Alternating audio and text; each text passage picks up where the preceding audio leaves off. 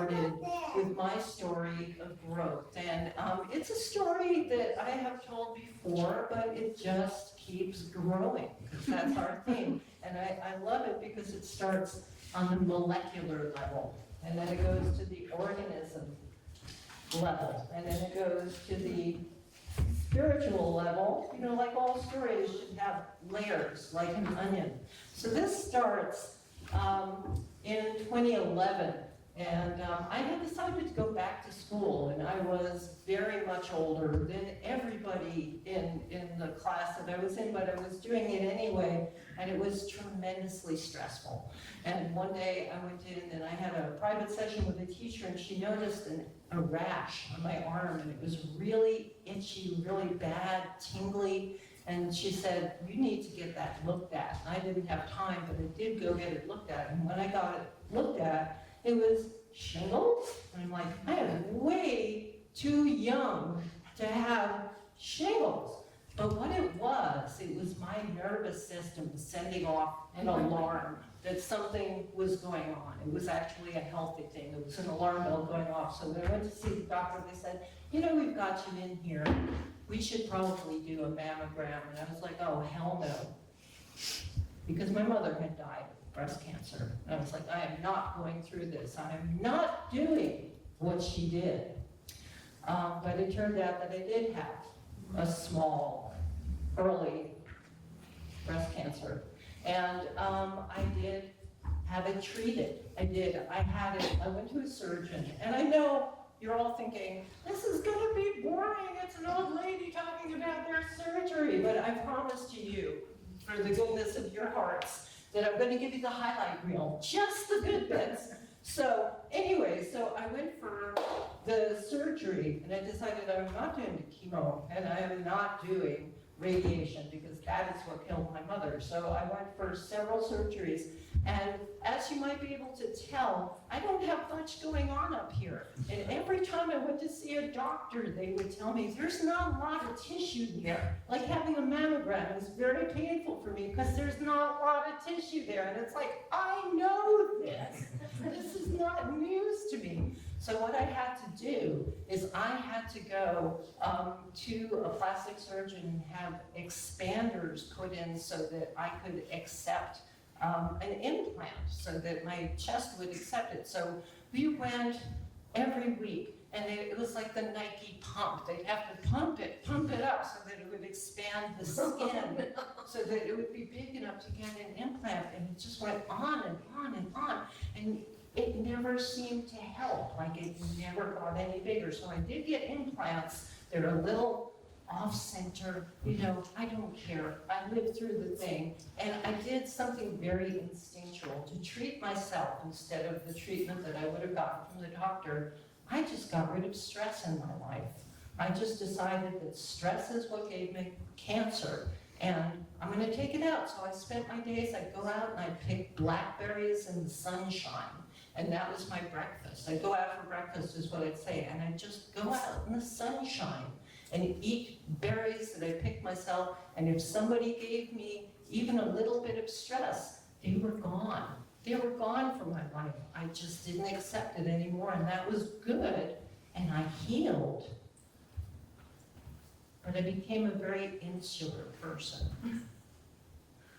It wasn't good for my social life, right? The first sign of stress, and I backed out. So now that I'm healthy, and I've been healthy for a long time, the first couple of years, whenever anybody asked me how I was, I always said, I'm well. I never said that I was fine. I always said, I'm well, because I was telling myself that I'm well. And the cancer is behind me, and it is. And so is that insular feeling. So I'm trying really, really hard to open up to people more in my life than I have before. And for the most part, it's working because you're all here. So I'm grateful, and thank you all for coming. Our first teller is a very experienced teller who's got great stories, and her name is Maureen Daler. Well, I'm I'm actually not that experienced to tell them. I've been writing for years. I'm working on a series of childhood memoirs, and this is one of them. And to tell it is different. Anyway, 64 years ago, I was a 12-year-old 7th grader, and my best friend was the boy next door. And we were both dealing with the changes that came with going into the 7th grade. In the 6th grade, I was a big fish in a little pond. My sister and I had to take PE classes with the boys because we were too rough, and we were so proud of that. And then I got to 7th grade, and it's like, you gotta cool that down. How about you wear a little makeup? Well, with cheekbones like yours, you would look great in makeup. And now all of a sudden, you're not supposed to be good friends with a boy, unless your boyfriend and girlfriend. And I felt like this isn't gonna affect us, because we have history. When we were little kids, he would bring his little green toy soldiers over in the backyard, and I would take my doll dresses and shred them up and bandage the wounds, the imaginary wounds on his toy soldiers. We got a little older, and we were allowed to have bows and arrows with the arrow tip cut off. And we went down the woods, and we imagined we were gonna hit a pheasant, and then take the pheasant to a local restaurant and try to sell it to make some money. We never did hit one, but I said, how about we play William Tell? So I stood there with an apple on my head. Oh, and Bobby stood with a bow, shaking away, and I'm like, Bobby, get perfect at this distance. Just shoot. Oh, right in the cheek. Oh, this black eye here. You know, it kind of puffs up from below, and you can't see anything. It was one of those. And we lived in an industrial neighborhood. Across the street were gas tanks that they made gas from coal and filled these tanks. And the biggest one was 165 feet and had a spiral staircase that went around. And we would jump over the fence and try to get up as many steps as we could before the guys would come and chase us away. And right beside me was the maintenance facility for the gas company. And they had a bubblegum machine and a soda machine. And we would sneak in there. And they were okay if we would get bubblegum or Coke. But around the corner, they had centerfolds from Playboy up on the wall. And we would sneak around to see those. And of course, they would chase us away from that. But and also across the street, there was underground tunnels, something to do with making that gas. And they had, it was all like a river of sludge, and on the wall, there were pipes. And so we could walk on one pipe and he'll go like this, hand in hand over the other pipe. Who knows what we exposed ourselves to. And we went cross-country skiing, and we were at the tar pits, and we thought we were at the edge of the pit, which was kind of a bit of a cliff. And all of a sudden we started falling with the snow. It was it was just a drift, and we went down about 10 or 15 feet, bottomed up, shot straight away, fell down laughing, could hardly breathe. You know, so we had this long history, like, you know, what was going to affect that? So Bobby was a pitcher in Little League, and I played any sport they let me play, and they didn't let girls play Little League back then. So he said he wanted to practice pop-ups, because, you know, you get a lot of that when you're a pitcher. So I said, sure, and we were throwing the ball back and forth, and I threw the ball wicked high in the air, and it went across the fence into the gas company maintenance facility.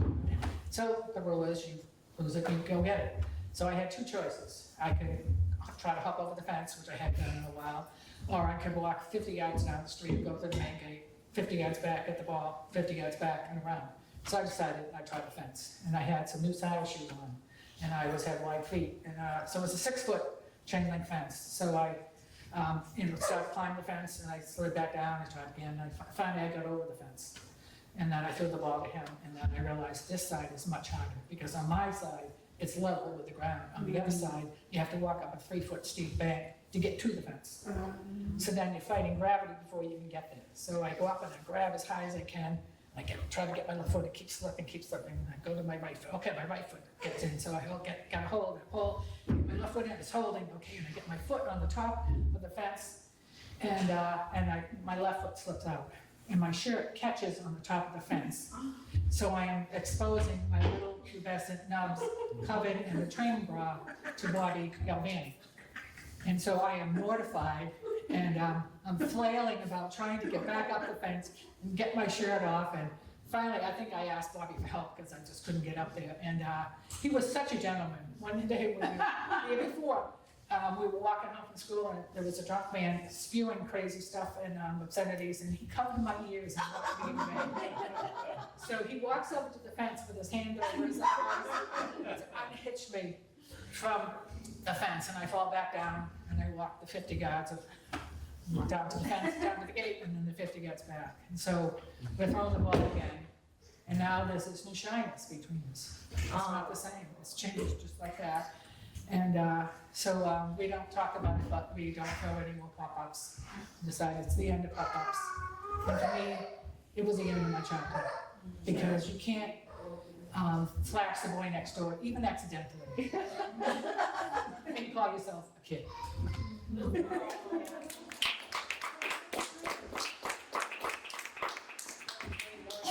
Love that story, and I can totally identify. I used to hang out with my brother at my mother's was friends with the butcher. So we would hang out at the butcher shop in the back, and they had a Playboy thing up as well. It was that Playboy thing from the 70s. I don't know if you've ever seen it, but it was a woman, and it was like, it had the cuts of meat identified. Like it's real butcher. I remember I was innocent at that time too, and I did not understand at all. It like made zero sense to me why anybody would want to see a woman like carved up into pieces of wood. But now I understand. It was, yeah, anyway. I'm still really sad too.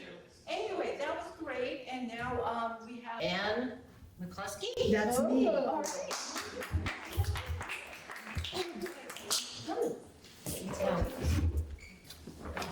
right. Hi. Like Maureen, I'm more of a writer than a teller, but I've been told I can tell a story, so I'm going to give it a whirl. This is an old story of mine. It's from 1975, and I think that's 51 years ago. And I've told it a few times over the years, but it's been a while. So I'm not sure this is a story of growth. You can tell me. I didn't quite find the growth in here, but you can tell me if it's a story of growth. But I think it's a fun story. So I was in college. I was a sophomore in college at a small liberal arts school in Pennsylvania, and it was spring break, which was in April at that college. So I went home to New Jersey, and I don't know why I did that. I mean, why would I want to go home to New Jersey and spend a week with my parents? Except that I think my brother and I must have planned that I would come home and then I would travel with him to Rochester, New York for a few days. He had just finished college and he was now living at home, which he did for about a year. So we headed north, and all was going swimmingly. The weather was quite lovely. But upstate New York is a lot like New England in April. The weather can change like that. It can be a sunny day, and then all of a sudden you've got a snowstorm. And that's what happened to us. We were on a highway heading towards Rochester. We were probably only an hour from our destination. And I'm not going to call it a blizzard, but there was a big whiteout. We could barely see where we were going, and the roads had a lot of snow on them all of a sudden, very slippery. So my brother was a careful driver, and we were talking to each other and saying, we've got this, we're okay. We're in a Volkswagen. They were good in the snow. It was a beetle, a bug. Engine in back. And then suddenly, we did 360 and came standing still, facing the direction we'd been going, but in the other lane. Oh, no. And there was a Mack truck. Oh, no. We call them semis now, right? Yeah. And I don't think we even had a moment to speak. We were speechless, we were terrified, and by the grace of whoever, that truck stopped. It did not hit us. Wow. And we felt very fortunate, and so I lived to tell that story. We only spent a couple days up in Rochester. Back to New Jersey, I don't remember much about that. Back to Pennsylvania, it was midweek, but there were some other friends of mine were on campus, so I headed back. And got together with 3 other friends and decided that we would head south looking for warm weather. No more heading north, right? So we piled into Pierce's station wagon. It was Pierce and his girlfriend Sharon and our friend Eileen and me. We had some borrowed camping gear, and we headed down to Shenandoah Valley National Park. I think that's what it's called. We took Skyline Drive, which was beautiful. We had a lovely trip down there, really enjoyed the scenery, and pulled into a campsite that wasn't open. They were gonna open in a couple of weeks. This was, I don't know, early to mid-April. They weren't open yet. But we could get in. And we thought, well, great, we don't have to pay. We were, pretty poor college students, so saving that fee was wonderful. So we set up our tent and we prepared our dinner, which was hot dogs on a fire. We'd scavenged some dry wood. And we had left our loaf of bread sitting on the picnic table about as far away as we were. And we're dining on our hot dogs, and we hear a noise, and we look over, and there's a bear on our picnic table, grabbing our bread. And we were not happy about that. We yelled at her, but she ran off with our bread. We thought, okay, so I guess there's some bears. Let's pack all the food in the car, close it up tight, lock it. No food in the tent, we'll be fine. So we did all that, and we decided to get in the car and drive the loop in that campground. And as we did, our headlights were on now, it was getting quite dark. We saw mothers and cubs running off of our path, running up the trees, everywhere. Oh, everywhere. They had just come out of hibernation and they were hungry. Oh my gosh. So we thought, we're fine, our food is packed away, and we went into our tent. And, being college students in the 70s, we passed a joint around, we got a little high, we talked about our day, we laughed a bit, and then we went to sleep. I don't know how many hours later, I know I was in a pretty sound sleep, I heard a grunting sound. Grunt, grunt, grunt. I don't know how to make a bear sound. Coming closer from the direction of the vehicle, closer and closer to the tent. And didn't say anything, just lay there quietly, hoping it would just pass on by. But it came by the tent and was right by the outside of the tent where our pegs were. And by now I realized that Pierce and Sharon were awake. And we talked a little bit quietly. Eileen didn't seem to be awake, and I didn't know what to do. Eileen was a very reactionary person. I didn't want her to wake up startled. So eventually I put my hand over to wake her, and she wasn't there. And I thought, that's weird, right? Because she would have screamed. So, Bear goes around her side of the tent, right where she would have been. Bear Claw opens up that side of the tent. Right? So I'm here, Eileen should have been here. Down around the bottom of the tent, the corner where my backpack was stashed, the bear started to destroy that corner, was actually coming into the tent. This is when I realized I'd left some lifesavers in the back. Oh my God. Maybe it was the smell of the pot. That's a sweet smell. I didn't know. All I know is I pulled my legs up just as the bear swiped and tore a gash in my sleeping bag over my legs. So the three of us are cuddled together. And Pierce is saying, we need to push her out. And I'm saying, no, there will be no pushing. This is not a dog. Don't touch the bear. Yeah, really. Right? So by now, I hear Eileen over by the restroom, apparently, yelling, bear, go away. Oh my God. That was effective. I mean, what else was she going to say, right? But in her little Eileen voice, bear, go away. So we decided that we needed to get out of the tent. It was pretty open now. It was coming down on us, so there was no protection. So we exited that opening where Eileen would have been and yelled at the bear, and it ran off. Eileen, standing there in her t-shirt and underwear, came over, and we packed up what remained of our tent and our gear and put it all on top of the station wagon and agreed that we would sleep in the back of the station wagon, 4 across, not much room, and we would leave the key in the ignition. And if the bear returned and we were scared, I was behind the driver's seat. I would climb over and drive us away, right? I don't think we were thinking about all the gear on top. Oh my God. So around dawn, it was just getting light. I wake up to a lot of rattling up on top of me. Oh my God. The bear, or one of the bears, was on top of the vehicle. Wakes everyone up, of course. And I said, okay, this is ridiculous. We're gonna have to leave, but we've gotta get our stuff first. She didn't find any food there. She jumped down, ran away. We got everything into the car. We were hungry, but we didn't eat yet. We drove to a trailhead where we had been planning to hike the next day. Ate some breakfast there, we had some cereal. We were now in good spirits. We hiked up a beautiful mountain trail, gorgeous vista at the top. And I started to feel like I needed a little alone time. I love to be alone in nature. So I said, I'll see you guys at the bottom, I'm gonna head down. So I'm trotting along the trail and I'm having a grand old time. I escaped disaster, I'm alive, I'm well, it's spring in Virginia. And around the corner comes a big, black, furry animal. And it stops in its tracks, and I stopped in my tracks, and we stared at each other.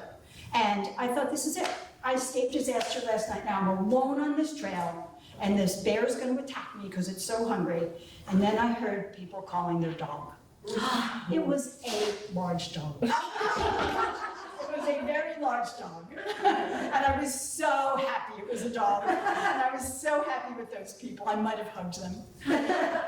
So that was pretty much the end of that story. Except that the next night, we didn't have our 4-person tent. We had a little 2-person pup tent. We drove out of the mountains. We didn't want anything more to do with bears. We went down near Jamestown, found a campsite there. The 4 of us slept in a pup tent in the pouring rain. Oh my God. I don't know why 2 weren't in the car, now that I think about it, but that's what we did. And we all lived to tell the story. Our next teller will be someone who is also going to be here tomorrow night. We're having Tamara Sten.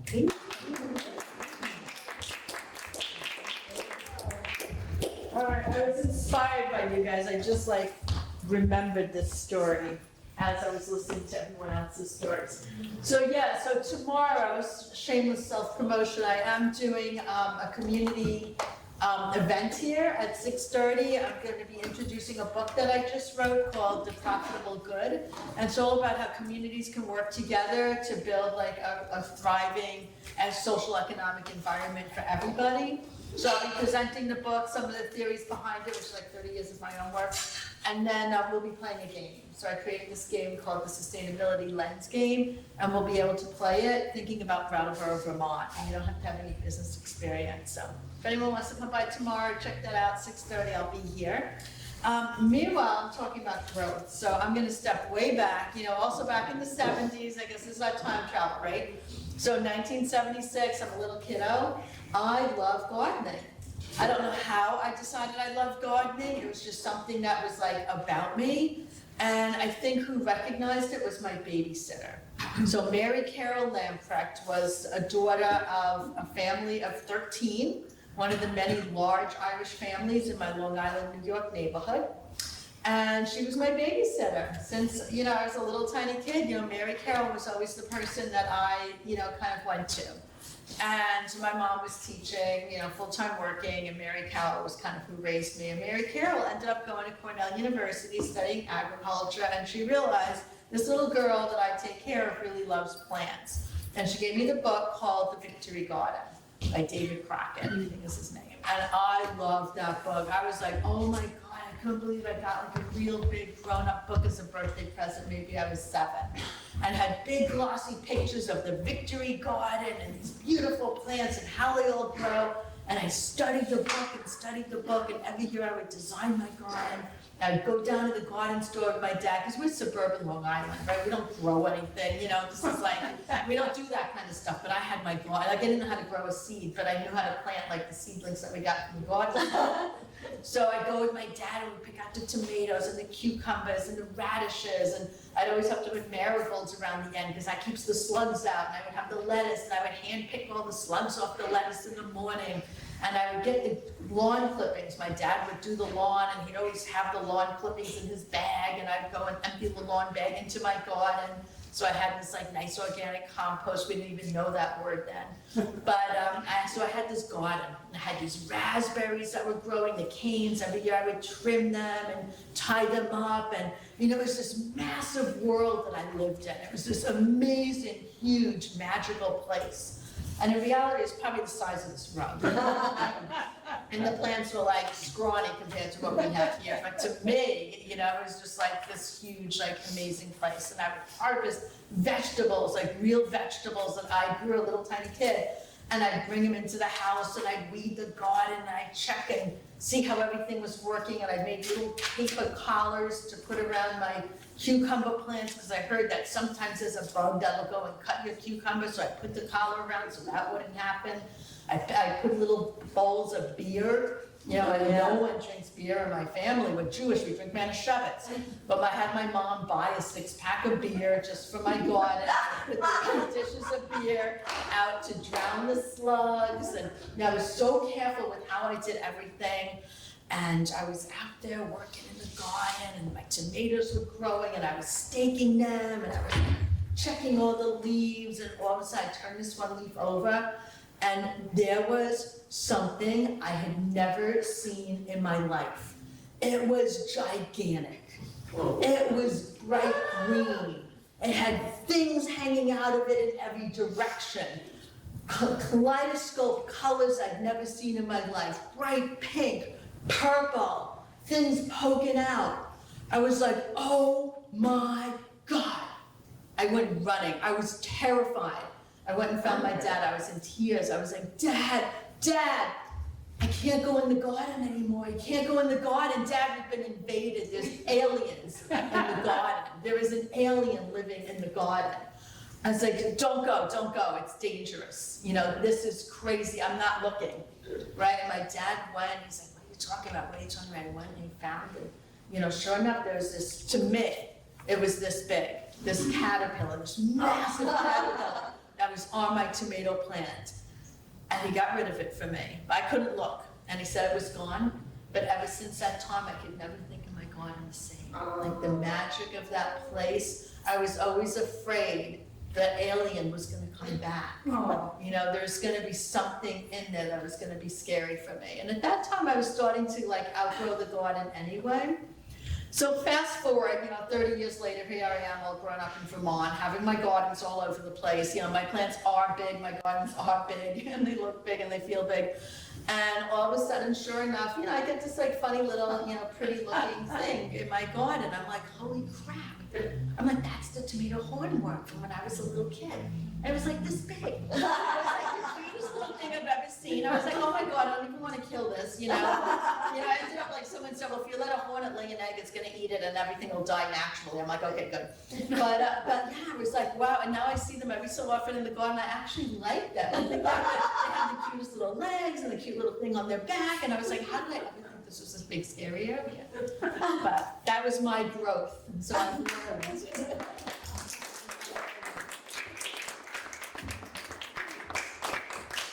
The next teller to take the venerable stage here is going to be Annie. Annie, are you ready? Oh God, no, don't say that. Okay, so, growth. I'm a terrible gardener. I was born with a black thumb and it will not change color. Just saying. But I did grow 3 kids. Now a 40-year-old and two 37-year-olds. So here's a little story about, and they were part of the entry into the world of those two 37-year-olds. So I'm pregnant with twins, and the OB says, you know, your breech and vertex, and we're gonna, whatever it was some geometry that I didn't understand. But they said, we're gonna have to do a section. Okay, that's fine. So she said, what day of the week would you like it to be on? My due date was supposed to be February 12th. I look at the calendar, I mean, there's no day in that week that has any significance except Wednesday, February 8th. It's Ash Wednesday. Not that that's exactly a jolly day, but it was the only day of any significance. So we chose February 8th, 8 a.m. Okay, so that's I'm gonna have that C-section that day. And I'm okay, I really would wanna have a vaginal delivery, but it ain't gonna happen. I just want healthy kids. So the night before February 8th, we took our oldest boy out to a burger joint, and the 3 of us sat around like a few longshoremen talking about the good old days. And he had no clue as to how much his life was about to change. I mean, we have, you know, sibling classes, and gave him a baby doll, actually gave him 2 baby dolls. And he would feed one and then sort of throw it to the other side of the room. Feed the other one. Okay, so the night before the scheduled C-section, I get these terrible feelings. I'm thinking, what is this awful irritation I'm feeling? Take a shower, go back to bed. What's this awful irritation? Well, 3 showers later, I'm in labor, okay? And I'm saying, oh no, it can't be. Dr. Neville's all gonna be there to do my C-section at 8 o'clock. Who's gonna be on at 6 o'clock in the morning? This can't be, this isn't happening. And my husband said, get in the car. So we race to the hospital and they do a scan. And my OB happens to be there on the overnight shift. So she was gonna do my C-section as her last gig of that day. She does a scan and she says, the kids have reversed. You can deliver naturally. I said, oh no. She said, what's the matter? I said, I've forgotten how to breathe. You know, the sniff, if you've had kids, you do sniff, huff, huff, sniff. And so, well, she and my husband said, I think you'll probably remember how to breathe, Annie. So they had to do a telemetry, race me across to the other hospital, all this stuff, and candy stripers, and it was a cast of thousands. And we were gonna make this work. So the doctor said to me, so do you think you want anesthesia? I said, oh, no, I want to do this naturally. She said, okay. I said, well, what do you think? She said, well, if one of them, presents a footling breach, which he did, I might have to reach up there. I'm envisioning birthing a cow. Yeah. I might have to reach up there and yank him out, and that might be a little uncomfortable. I said, oh, well, that sounds like a euphemism. What do you recommend? And she said, well, an epidural. I said, okay, let's do that. So I'm lying like a beached whale on a gurney in some dark room somewhere, and the nurse anesthetist, sorry, I have a lisp, comes bopping in and says, okay, we're gonna get you ready for your anesthesia. Oh, how are you feeling? Like shit. Okay, she said, but let's see now. What we need to know is how much do you weigh? At that moment, in walk 2 of the most gorgeous doctors you've seen. It was Dr. Kildare and Dr. Ben Casey. If you're my age, you know who I'm talking about, but I mean, hunks. And they're in the back of the room because they're all crying for this, like twin birth. Everybody wants to see a twin birth. And so Dr. Kildare and Dr. Ben Casey are talking to the degree to which it's really hard for me to hear her, but she does say, so, how much do you weigh? I said, 205 pounds. She said, quite a bit, actually. So, and I was a little embarrassed by that. And she said, oh, I'm sorry, I can't hear you. How much do you weigh? I said, 205 pounds. And she's, I'm sorry, yammer. And she said, I'm sorry, how much do you weigh? And I said, 205 pounds. The doctors go, oh, okay, that's something. So she writes that down, off she goes, and the cute doctors leave, and I'm just there, it's a sorry mess. And the anesthesiologist comes in and he says, okay, let's get this done, shall we? And I said, sure, that's great. And he said, all right, now if you would just roll over to your side. Okay, we'll give that a whirl.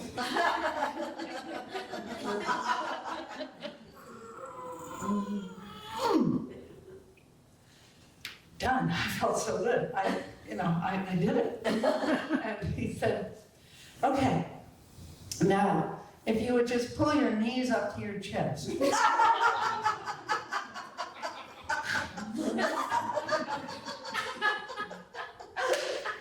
I'll give it a whirl. Please pull your knees up to your chest. He said, please, I said, I'm doing the best I can. Please pull your knees up to your chest. And he said, oh, he said, you're making this very difficult for me. Yeah, that's what he said. And anyway, that was, that, I thought that was a funny doctor story, that I was making it difficult for him. So anyway, the kids were born, and guess what? 8 a.m. February 8th was the time and date of the scheduled C-section. My son Gordon came screaming out, mouth wide open, at 8 a.m. on February 8th. Oh my God. And then they say, oh, by the way, the whole room was filled with like medical students, candy strippers, nurses, because everybody thought they were seeing a twin cesarean.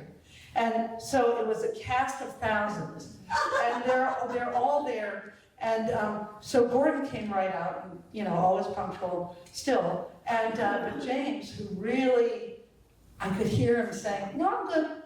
I think I'll stay here. No worries, just keep feeding me." He was a footling breech, and the doctor kept saying, "Okay, now, just follow your natural impulse to push." I said, there is no natural impulse to push. So 31 minutes later, he came out. Wow. And so that's that story. And I just want to add a little coda just about growing things and how we grow kids and then they somehow grow us as they get older, and we learn all the things that we did that maybe we shouldn't have done, all the things we didn't do that we, you know what I'm saying. So I was walking with my son James, the one who was reluctant to come out, and his 9-year-old son and my daughter-in-law, and we were walking up to a beautiful spot, a waterfall in Bristol, Vermont. James lied behind, looking at a mushroom or something. And Henry, my grandson, grabbed his mom's hand, and then he grabbed Grandma Annie's hand. And so we're walking up toward the waterfall. And then James comes running from behind, and he says, "Well, I can grab Mom's hand."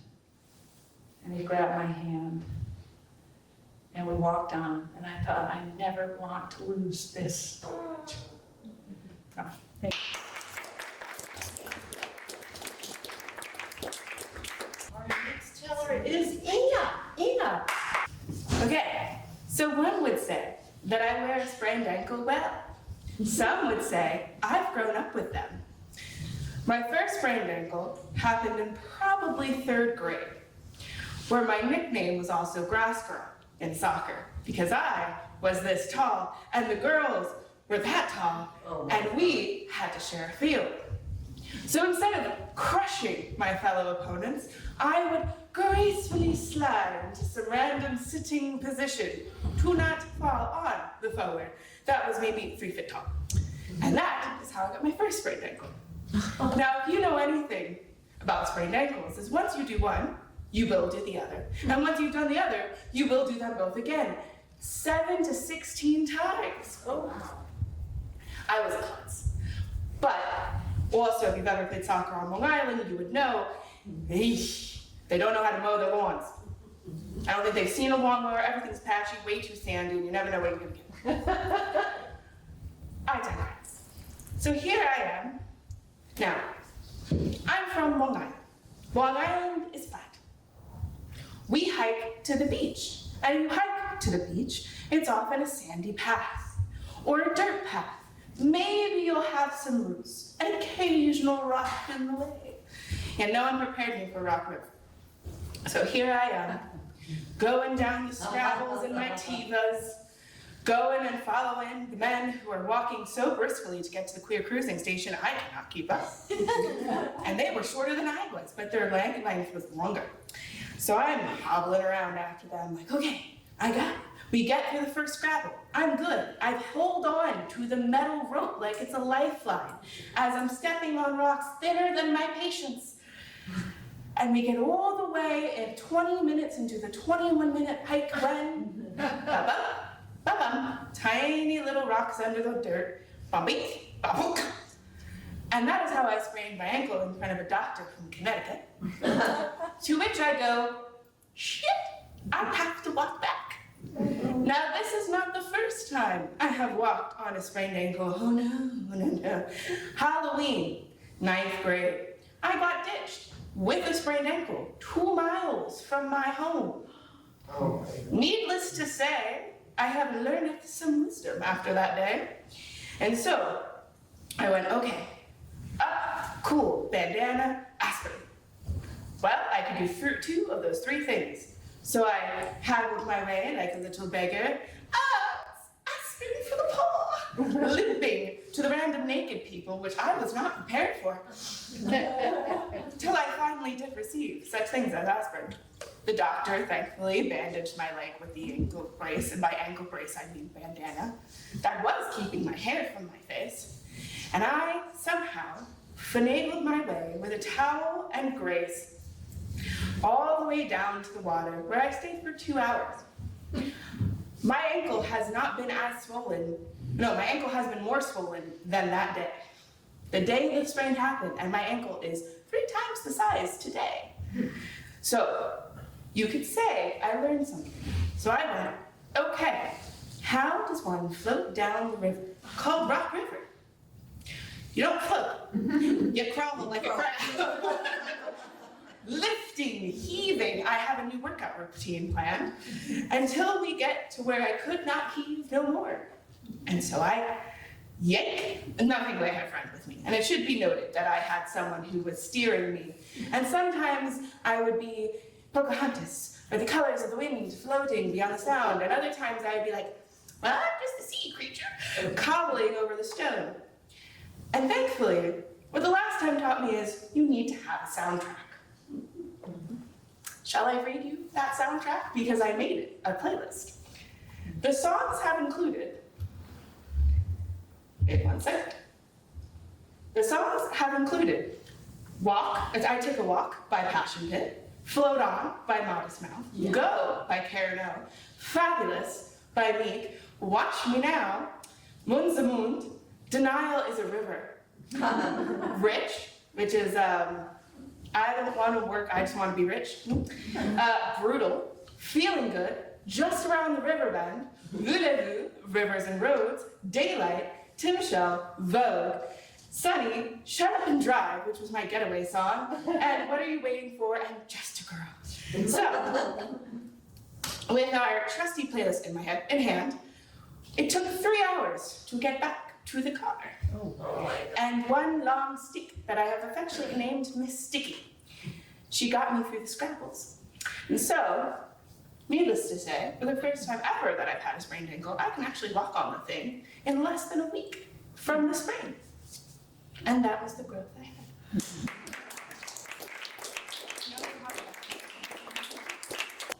Okay, our next teller is going to be Lois. So when I was a little girl, I used to always go, well, not always, but on special occasions, I would get to go to my grandmother's, and we would make lemon cake with chocolate frosting. And it was my absolute favorite. And it was really special to go to my grandmother's when I was little, because she had a lot of grandchildren, and she didn't let all of us come all the time. So it was wonderful to go and to be able to watch old movies on her TV and snuggle with her in bed and eat our lemon cake with chocolate frosting after dinner and then for breakfast the next day. But then as I got older, I realized that my grandmother was really pretty critical. And when I got to be a teenager, it became really, really critical. Or I noticed it, I was more sensitive to it, and I just really didn't even want to be around her. And I told my mom, she's so critical. And I remember one time we were sitting there, and I was like 110 pounds and exercised regularly and ate really carefully. And my grandmother was sitting there lecturing me about how to eat. She had diabetes, she was way overweight. I mean, no criticism against that, but I just thought, come on, you know? So, and yeah, she would talk about my clothes and everything. So I just started to ignore her. And I didn't want to be around her, I didn't want to go to family events and be near her. And then I was in college and I was avoiding work, watching the Waltons on TV, and my mom and I would watch it at the same time. She would be in a different city, and then we would often call each other afterwards and talk about how wonderful the Waltons were. And we were talking about how wonderful they were and how much they loved each other, and it didn't matter. And we hung up, and I thought, God, and I just cannot get along with my grandmother. And in that moment, I just thought, you know what? I'm gonna change. From now on, I love her. I love her, I cherish her, and I'm going to show her. So I called her up and I said, let's go to the movies. And The Princess Bride was playing. And so I took her to The Princess Bride. I picked her up in my car like a real date. And she was so tickled. It was really that word too, tickled.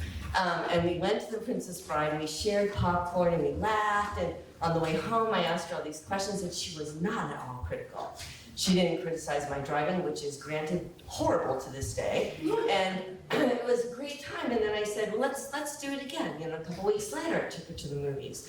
And then I started taking her to the movies, or we'd go and eat dinner, or I'd go over to her house and I would help her clean. I cleaned her cupboard. She criticized what I did.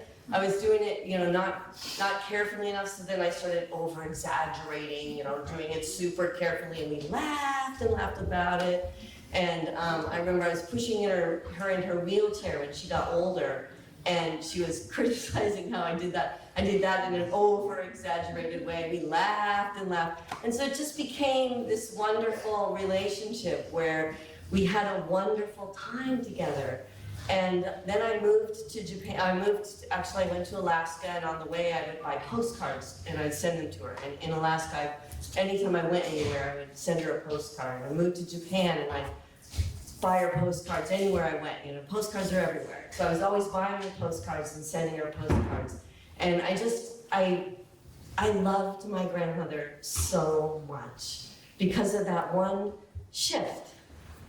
And while I was in Japan, I was teaching English at a language school, and I had this one student, and he was a private lesson. I had groups in private lessons, small groups in private lessons, and he was a businessman, and he was just not interesting, and he was often late, and he wouldn't do homework, and he was just unengaged, and I would just pray every time, please let him be absent, please let him be absent. I just dreaded him coming. And then one day I was like, you know what? I'm gonna decide that he's my favorite student. And it's gonna be like when I decided I loved my grandmother, and I did, just that day. It was his class coming up, and I said, he's my favorite student. And I just shifted all my thoughts about him, and I started thinking all the things I liked about him, and then I gave him all this positive reinforcement, and he became engaged. And then the next week, the same thing, and I would talk to other teachers about this guy and how he was my favorite student. And guess what happened? He became my favorite student. And I thank, you know, my grandmother for that ability to make that change. And I continued sending postcards to my grandmother. I came to SIT as a grad student, and I sent her postcards from Vermont, and she died while I was here in Vermont. And the reason that this story came to me is just the other week I was somewhere, and I saw some postcards, and I started to reach for one. And you know, it's been 20 years since my grandmother died, but every now and then I'll catch myself reaching for a postcard to buy and send to her. And it's really moving experience for me to think of her that way, or anytime I eat yellow cake with chocolate frosting. And the growth for me in this story is that, you know, sometimes, or most of the time for me anyway, growth is something that comes through a lot of reflection, time, goals, actions, work, effort. But in this circumstances, these two circumstances with my grandmother and this student, it was something that just happened because I just decided I'm changing my attitude. And I changed my behavior, and everything changed. All right, great. Lisa, would you like to come tell us a story, please? Listen. Hi, my name is Alyssa Weinman. I'm a partner in this space, and it's kind of a special day for me today because we installed this exhibit at the Amtrak station, the Brattleboro Words Trail exhibit. Thank you. I'm never sure who really knows about it, but let's just say, in terms of growth, it's been huge. For me personally, but more importantly for this idea that an idea can grow when people put their energy into it together. It all really started here in this place because we were interested in the history of the water cure. I soon became enthralled with the story of Dr. Robert Ferdinand Wesselhoft, who ran the Wesselhoft water cure right across the street in today's fire station. This too was a water cure for a time after Wesselhoft passed on. He was only here a short time, but he left his imprint on the town. Writers, personalities of the day. It was the most famous spa of its era, mid-1800s, 1850s. And Dr. Wesselhoff was a German refugee. He had been a political prisoner in Germany. He came to the United States, like many refugees are coming to Brattleboro today.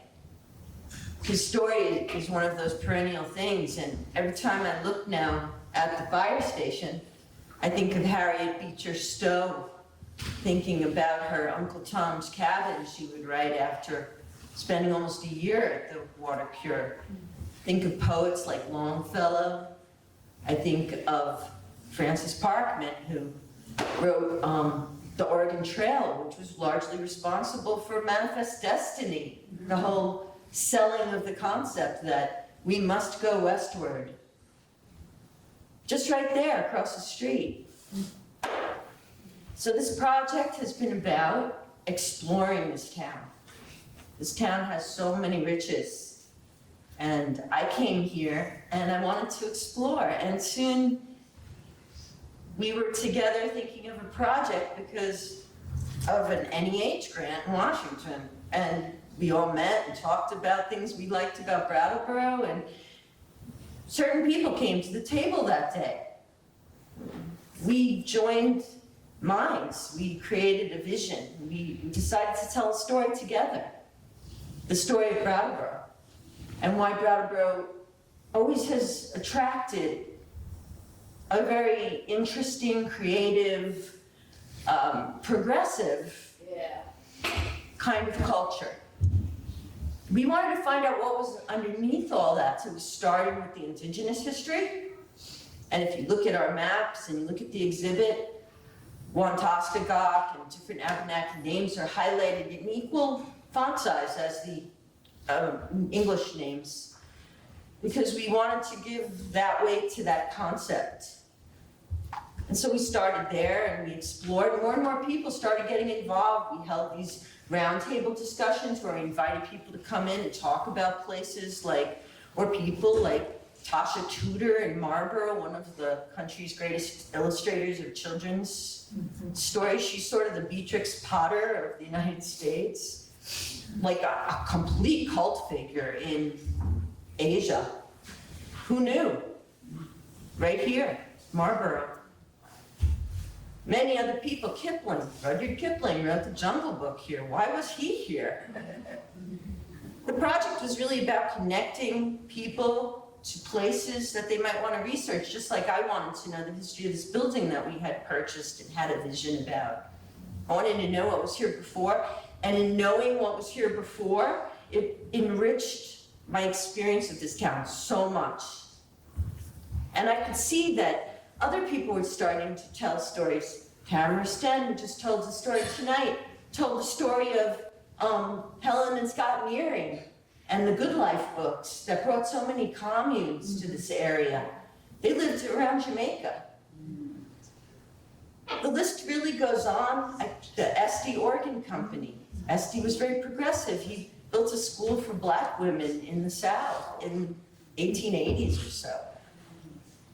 The list goes on and on. William Morris Hunt, one of the nation's most famous painters, Richard Morris Hunt, who designed the Statue of Liberty pedestal and was considered the dean of American architecture, born here in Brattleboro. If you want to talk about cults, let's talk about John Humphrey Noyes, born in Brattleboro, who created a commune where everybody was married to each other. They had to bring it to Oneida, but he was born here in Brattleboro. And then run out of Putney. That's another part of the story. Suffice to say, and I'll wrap it up here, that today has represented a long culmination of hundreds and hundreds of people who have come together, and we've grown this story of Brattleboro. And we've grown it because it's just so goddamn interesting. Everybody who starts to dig a little hole wants to go deeper and deeper here in terms of what you're gonna find when you just start scratching the surface. That's not every town. And we all find ourselves here, and we're creating that story every day.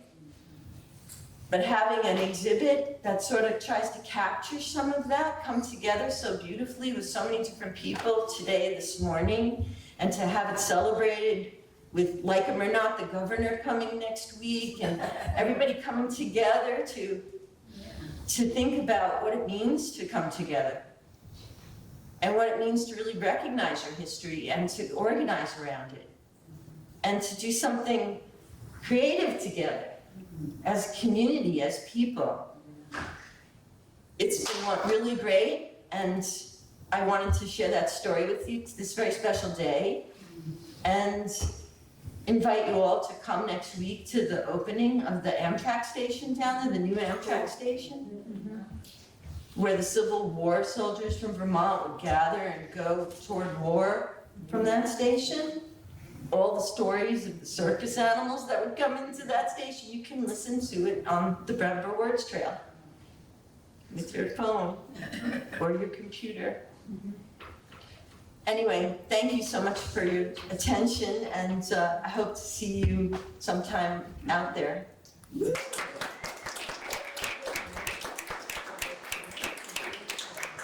I don't think anybody really knows the amount of work that she's put into it. 9 years working on this project.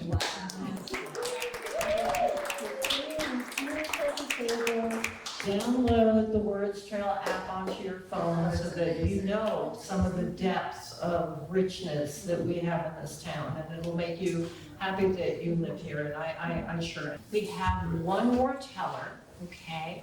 And Tina Olson has told it almost every spotted moth. So, listen, it was such a moving recitation about this place and people coming together. So I'm thinking, I really have nothing to prepared, but storytelling and community and coming together is, I think, what it's all about.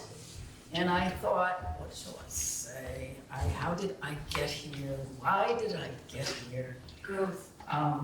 Is this thing working? Yeah. Yes, I can turn it up. That's okay. It's not this problem. Did anybody ever heard me? Oh, yeah. I guess I just do feel so strongly about affirming our connections. I worked for 20 years in a psych hospital doing storytelling, music, art, and I had these experiences which just does affirm our connections and how powerful they really are, more than any report, any facts. There's a sense of what does it mean to be a community and why are we here? And I start to look at my life. I don't mind, I'm 83, and I'm looking back at my life, and I'm finding, there's no accidents here. Even why am I here? My mother married my father, she grew up in Western Pennsylvania, he was a Mennonite in Lancaster, they were teaching together where I was born, Bucks County, right outside of Philadelphia. And they get married, and they're both kind of free thinkers. And my mother said, I just have to go back to New England. Why? She didn't really know. But somehow my father got himself a job in Springfield, Massachusetts. And then somewhere along the line, she says, you know, I have this feeling that I think we have ancestors in Deerfield. And sure enough, we did. And she took me there. The other thing I guess I wanted to share is finding out about my ancestors who apparently were part of the horrors that went on here. They were part of this massacre. He got killed, but I'm sure it was because he was killing the natives. So my sense of roots here, it's kind of mixed. Do I confess I'm a white Anglo-Catholic Protestant and part of the genocide and all that? At the same time, my mother, she wanted to come back here. This is where she felt at home. And it turned out, yes, 30 miles away from where I grew up is this ancestor home. And it was no accident. I had a friend where I worked, and she told me about being adopted, and for some reason bought a house, and it turned out that that house was where she was given up by her mother to go into foster care. So these things, they just, you know, we connect and we connect to each other in such powerful ways that we can't really begin to understand until we just acknowledge that. And I mean, I could go on and on and on, but I guess I'll end with one story. This is, while I was working in the psychiatric hospital, I heard the story that we had a person who had come over here from Russia at 19 years old, and his grandfather had just died. Nobody met him. This is in Brooklyn where I was living then. And he just couldn't adjust. He'd come here for freedom, I'm sure. Lay on the curtain, he just fell. And he decided he just couldn't cope and jumped off the Verrazano Bridge. And while he was diving, while he was falling, he turned his body around and decided he wanted to live. And instantly, he did. He turned himself in such a way that he could go through the water and then come up and swim to the other side and come to our hospital and begin to live again. So I think that what the story that Lisa's telling us is there's something that we do bring to each other in a connection that we have in ways that we don't really recognize. So that's how Brattleboro is for me. For some reason, oh yeah, my ancestors did come from here. When my daughter was busy shoplifting and being all screwed up in New York City, I thought, I gotta get her out of here. Turned out the neighbor had gone to Putney, and it was near where I grew up. I put her in Putney. She says, Ma, it saved my life. So it was a commitment, and I think that's what we are here, maybe this whole area, to counterculture, to do it differently, to be committed to each other, to back to the land, to organic farming, to the community that Esty organs were about.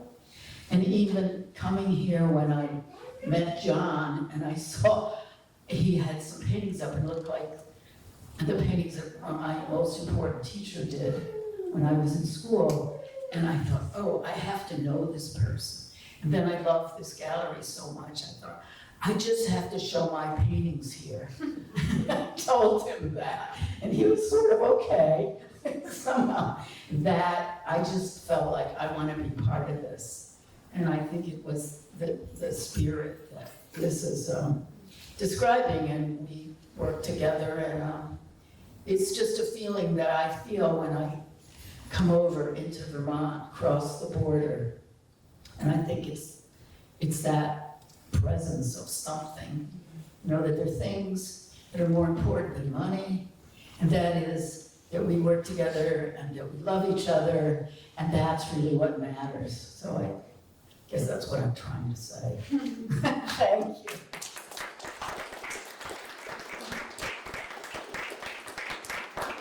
Okay, how's everybody doing? 5 minutes. Have we had a wonderful time? Yeah. That's great. I think we have. I think we've all had a really great time. How does everybody feel about one more story? Maureen's got another one for us, so let's welcome back Maureen and Dayla. When I was 15 in high school, I was struggling. My father had died in December, and then in the spring, I had an English teacher that was kind of a hippie, and he would make music videos, slides. He put slides to music, music to slides, and I was I was really confused. Everybody kept telling me that it was God's will that my father died, and I just was like, I just couldn't buy that.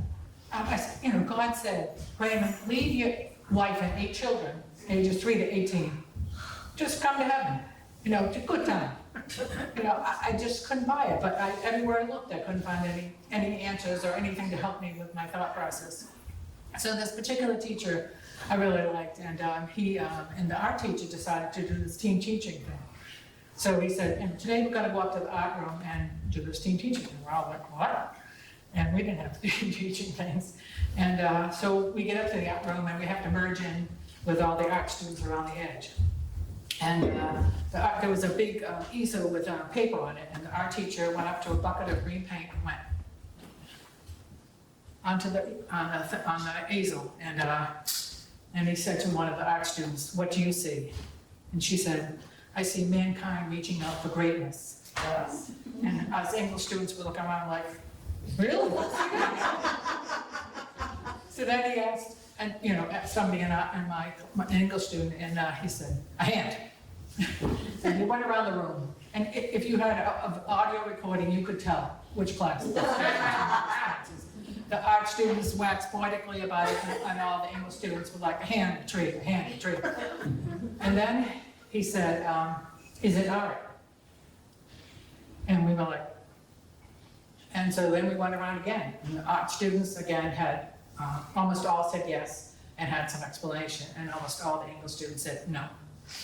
And so then, and this went on for days, so then when the next conversation was the artist's responsibility to the viewer. And it wasn't anything I had ever even considered, because I was not an artist. And then we talked about each individual person's responsibility to society. And we got to that in a democratic society, we all have a sacred responsibility to make informed decisions and not just make irrational decisions or whatever. And I was like, what is going on right here? My whole life was like, take it in and spit it out, take it in and spit it out. There was never, ever an adult that said, you not only have a right to think and make your own opinions, but you have a sacred obligation to do so. So for me, it was like my mind grew like the Grinch's heart on Christmas morning. And I can't thank these 2 teachers, Mr. Colley and Mr. Cohen, enough, and I hope they had many other students over the years that they also helped grow their minds.